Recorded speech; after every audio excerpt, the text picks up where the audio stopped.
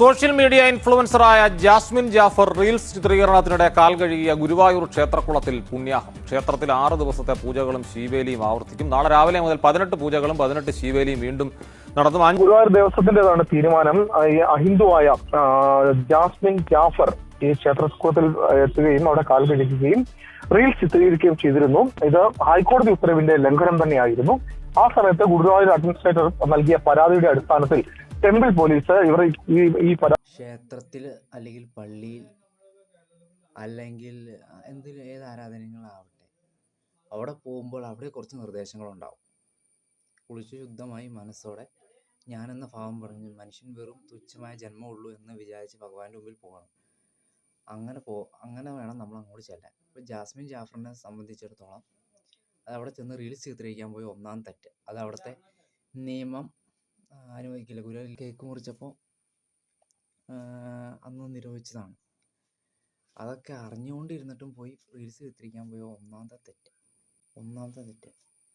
പിന്നെ അത് ജാസ്മിൻ്റെ ഭാഗത്ത് തെറ്റ്. പക്ഷേ ഈ അഹിന്ദു ആയതിൻ്റെ പേരിൽ എന്തിനാണ് പുണ്യാഹം തെളിയേണ്ടത്? അത്രയ്ക്ക് അശുദ്ധിയാണോ? ഈ ഗുരുവായൂർ ക്ഷേത്രം അല്ലെങ്കിൽ കൂടൽമാണിക്യ ക്ഷേത്രം, കുറച്ച് ക്ഷേത്രങ്ങളുണ്ട്.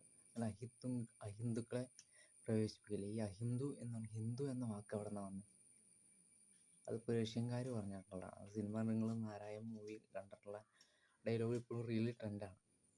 അല്ലാതെ രാമായണത്തിലോ ഉപനിഷത്തുകളിലോ ഒന്നും ഹിന്ദു എന്ന് പരാമർശം ഇല്ല. ഈ പുണ്യാഹം തെളിക്കേണ്ട കാര്യം എന്താണ്? ഇതിനു മുമ്പും ജാതിയുടെ കാര്യം, മുമ്പും ജാതിയുടെ സമരം ഉണ്ടായിരുന്നതാണ് ഗുരുവായൂർ സത്യാഗ്രഹം. കേട്ടിട്ടുണ്ടാവും എന്ന് വിചാരിക്കുന്നു.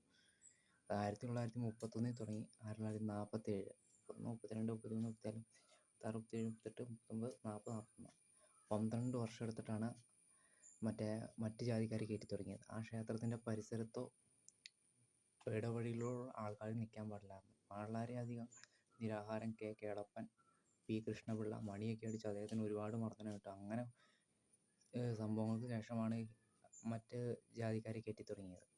അപ്പോൾ പണ്ട് തൊട്ടേ ഇതുണ്ട്. മാറി വരണം. ദൈവത്തിൻ്റെ മുമ്പിൽ എല്ലാം തുല്യത തന്നെയാണ്. കൃഷ്ണൻ എന്ന് പറഞ്ഞാൽ ലോകാ സമസ്ത സുഖിനോ ഭവന്തു എന്നാണ് പറഞ്ഞിട്ടുള്ളത്. അത് ഹിന്ദുക്കളെ മാത്രം ഉദ്ദേശിച്ചല്ല, എല്ലാവരും സുഖമായിട്ടിരിക്കണം. അപ്പോൾ എല്ലാവരും ദൈവത്തിൻ്റെ രീതിയിൽ നിന്ന് മാത്രം കാണാം. എല്ലാവരെയും ക്ഷേത്രത്തിൽ, എല്ലാവരും പള്ളിയിലായാലും അവരവരുടെ ശുദ്ധി ഉണ്ടായാൽ മതി. ശുദ്ധിയോടെ ചേർന്ന് കയറുന്നാൽ മതി.